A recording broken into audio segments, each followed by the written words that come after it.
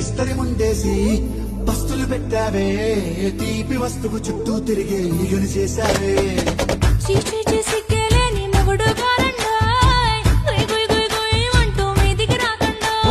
గంపెడి పిల్లలతో ఇంటిని నింపావే సాపాదిండు సంసారాన్ని మేడెక్కించావే మొగెట్టి పడుకోరే కుక్కలాగా మీ వాళ్ళు చేస్తాం ఎక్కేస్తాం ఇట్టాగే కావాలి